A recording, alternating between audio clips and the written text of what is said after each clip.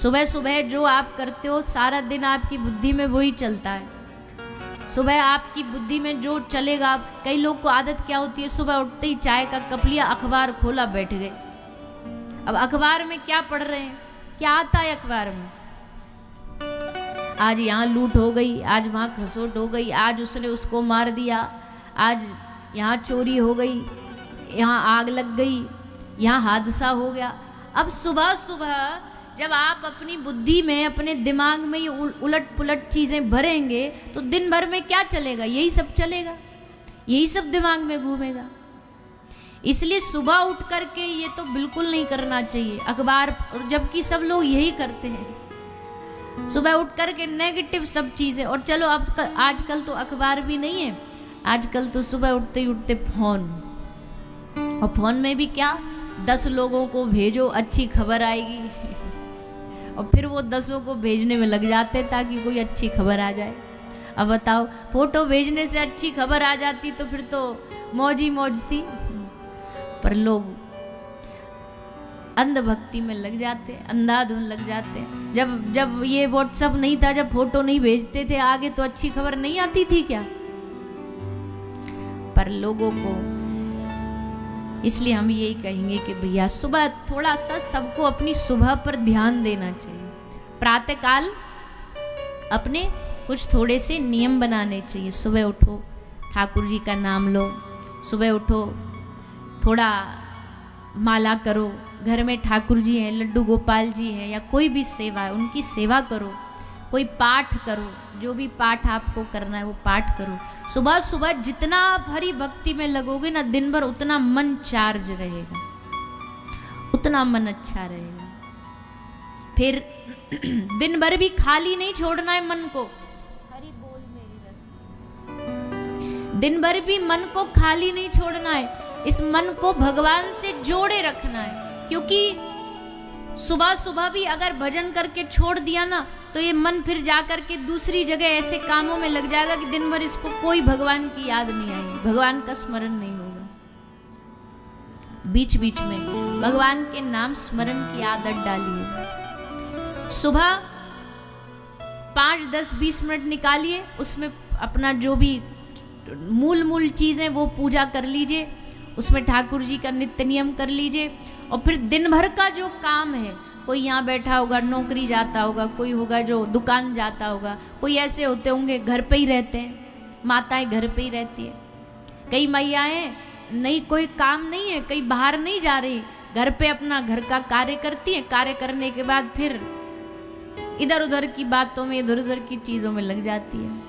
और उनसे कहो भजन करो तो पूछती और है कि कितनी माला करे। अरे घर पे रह करके क्या, जितनी माला कर सको उतना बेहतर है। आप 1 करो, 2 करो, 5 करो, 10 करो, समय है, जितना समय भगवान की कृपा से उतना नाम स्मरण करो। हम बार बार कथा में एक बात कहते हैं कि भैया देखो, हम तो 7 दिन के लिए आए हैं आपके बीच में, 7 दिन बाद लौट के चले जाएंगे। 7 दिन जितना आपको सुना सकते हैं उतना सुना देंगे, पर 7 दिन के बाद क्या काम आएगा आपके? हो सकता है सुनाने वाला कोई फिर दोबारा आए, पर जो जब तक सुनाने आए और अब जो सुन रहे हो, इसके बीच में क्या करोगे? केवल सुन भर के लेकर के, हाँ जी बिल्कुल बढ़िया कह रहे हैं, ताली बजा दो इनकी बात पर, अच्छी बात बोली, बात अच्छी लगी, बस इससे थोड़ी ना काम चलना है। अब इसको श्रवण करके जब तक भगवान नाम में रुचि ना बढ़ेगी, जब तक भगवान नाम का स्मरण नहीं करोगे, इस संसार में कृष्ण को भूलना, कृष्ण नाम को भूलना ही दुख का सबसे बड़ा कारण है। महाप्रभु श्री चैतन्य महाप्रभु ने कहा, कृष्ण भूली सई जेव अनादिर बहिर्मुख। जो कृष्ण को भूला, जो भगवान नाम को भूला, वो सारा जीवन भर दुख के थपेड़े खाता रहेगा, सारा जीवन दुख के थपेड़े खाएगा। इसलिए एक ही रास्ता है अपने जीवन को सुख में, आनंद में बनाने का। क्या रास्ता है? हरे कृष्ण कृष्ण कृष्ण हरे हरे, हरे राम राम राम हरे हरे। यही रास्ता है, मतलब कोई भी नाम भगवान का, हमको हमारे परंपरा से ये मंत्र मिला है, इसलिए बोल रहे हैं। बाकी भगवान का नाम ही समस्त दुखों से दूर करने वाला है, वही भगवान का नाम भगवान से मिलाने वाला है। और आजकल तो समय ऐसा है कि शास्त्र ने तो ये कहा है कि भैया सबको तपस्या करनी चाहिए, पर कलयुग में कौन तपस्या करने जाएगा बताओ। इतनी हम सहज जीवन जीने की हमें आदत पड़ गई है, कंफर्टेबल लाइफ जीने की आदत पड़ गई है। तीर्थ में भी जाते हैं तो भी हमको 5 स्टार होटल चाहिए, बढ़िया रूम्स चाहिए, अच्छी व्यवस्था चाहिए। कथा में भी आ रहे हैं तो कथा में भी अगर व्यवस्था, अच्छा एक तरफ तो कथा पे उंगलियां उठाते हैं कि इतना लोग कथा में खर्चा करते, ये करते वो करते, और कथा में व्यवस्था बढ़िया ना दो ना तो यही जाके गाली देंगे, अरे मर गए गर्मी में, हम तो पंखा तक नहीं था, कूलर तक नहीं लगवाया था, और गद्दे तो थे ही नहीं, जमीन पर बिठा दिए, पांव टूट गए, कमर टूट गई हमारी। व्यवस्था नहीं दोगे तो फिर अलग दिक्कतें। मंदिर जाते हैं तो वहां भी हमको व्यवस्थाएं चाहिए, हर चीज में हमें व्यवस्थाएं चाहिए। और फिर कोई कहे कि तप करो, काहे का तप, कौन तपस्या करने आज जंगल में जाएगा। तो हम कह रहे हैं कि भैया कलयुग में भगवान ने बड़ी सहजता प्रदान करी, ज्यादा तप की आवश्यकता भी नहीं। आप हरि नाम करो, यही आपका तप है। आप भगवान का नाम जपो, कलयुग में यही तप है, कलयुग में यही ध्यान है। भगवान का नाम जप करना ही ध्यान है, भगवान का नाम जप करना ही कलयुग का सबसे बड़ा दान है। और मुफ्त में सब चीजें मिल रही हैं। तप करने के लिए तो कितनी मेहनत लगेगी, तप करने के लिए तो यहाँ जाओ वहाँ जाओ, ये करो वो करो। ध्यान करने के लिए मन को कितना एकाग्र करना पड़ेगा, दान करने के लिए मन को कितना मजबूत बनाना पड़ेगा। 1 रुपया भी जेब से ऐसे आसानी से थोड़ी निकल जाता है। लेकिन हरि नाम लेने में कितनी सहजता है। जहाँ बैठो गृहे थाको वने थाको, सदा हरि बोले डाको। घर में रहो, वन में रहो, दुकान में रहो, मकान में रहो, कहीं रहो, बस भगवान का नाम लेते रहो। इससे अच्छा, इससे बढ़िया कोई प्रॉफिट की बात शास्त्रों ने बताई नहीं है। सबसे बड़ा मुनाफा यही है। आदमी हर जगह कोशिश करता है कि ऐसा क्या करूं कि प्रॉफिट हो जाए, ऐसा क्या करूं कि मुनाफा हो जाए। कहां से होगा प्रॉफिट, मुनाफा कहां से होगा। भगवान का नाम ही सबसे बड़ा लाभ है, सबसे बड़ा प्रॉफिट है। और हम तो कहते कि लोगों को आजकल शॉर्टकट बहुत पसंद है। अगर उनसे कोई शॉर्टकट वाला रास्ता बताओ कि ये पहन लो, ये कर लो, इससे ये हो जाएगा, उससे वो, तो राजी हो जाते। उनसे कहो भगवान का नाम लो तो बोलो महाराज जी कोई अच्छी बात बताओ जिससे एक ही बार में, एक ही मंत्र में दिन बदल जाए। ऐसी आशा लेकर के जाते।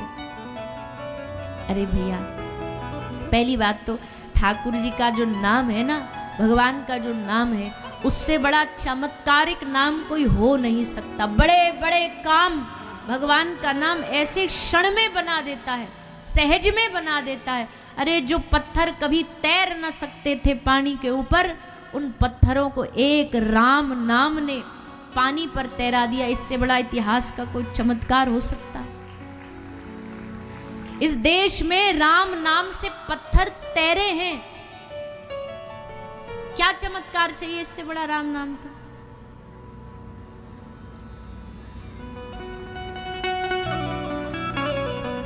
एक दृष्टांत देते हैं कि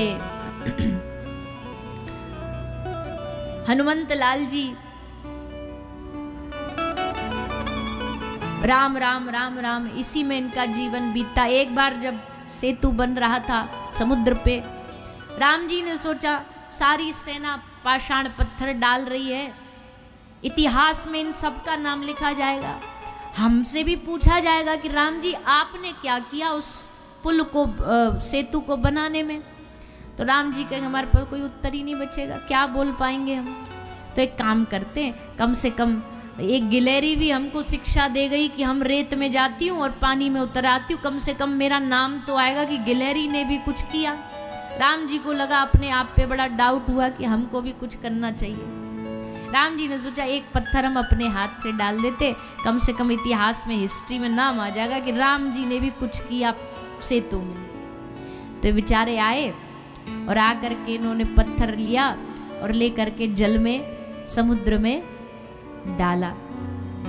जैसे समुद्र में जल डाला महाराज, सोई पत्थर पानी में डूब गया। और जैसे पानी में डूबा तो ये तो एकदम सेल्फ रिस्पेक्ट वाली बात आ गई कि बताओ राम जी पत्थर डाले और पत्थर डूब गया। ये तो बड़ी घनघोर बेइज्जती है, किसी को पता लग गई तो हमारी तो इज्जत मिट्टी में मिल जाएगी। राम जी ने सोचा चलो कोई बात नहीं, काई ने देखा थोड़ी हमको, अपनी बात अपने तक ही दब के रह जाएगी, जरा चेक कर लें कोई है तो नहीं। तो राम जी ने चारों ओर चेक किया, कोई है तो नहीं। दाएं देखा, बाएं देखा, ऊपर देखा, कोई नहीं था। पीछे देखा और जैसे पीछे देखा तो श्री हनुमंत लाल जी बैठे बैठे मुस्कुरा रहे, सेंट चला रहे हैं। राम जी बोले तू कब आया? बोला जब डूबा था तभी से बैठा हूं, जब से डूबा तभी से बैठा हूं। राम जी बोले देख लिया तूने? बोले हाँ देख लिया। हाँ। बोले भैया देख तो लिया, पर अब कई को बताइयो मत, किसी को कहना नहीं, नहीं तो गड़बड़ हो जाएगी, बेइज्जती हो जाएगी। अरे हद हो गई, राम के नाम से पत्थर तैर रहे हैं और राम जी से एक पत्थर ना तैराया गया, ये तो हमारे ऊपर बात आ जाएगी।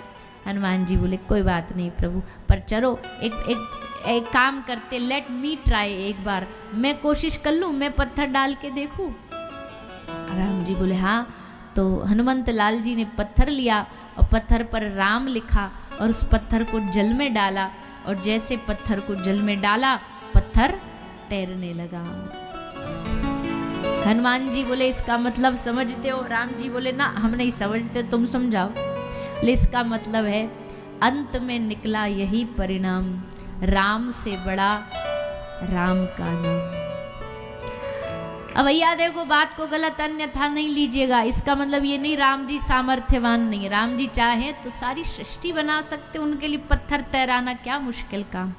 पर उनको उदाहरण देना था, हमको सिखाना था कि भैया जो काम हम न कर सकते हैं वो हमारा नाम कर सकता है, वो राम का नाम कर सकता है, वो कृष्ण का नाम कर सकता है। इसलिए कभी इसको हल्के में मत लेना। कृष्ण नाम को, शिव नाम को, हरि नाम को कभी हल्के में मत लेना। हरि नाम से बड़ी दुनिया में कोई ताकत नहीं होती।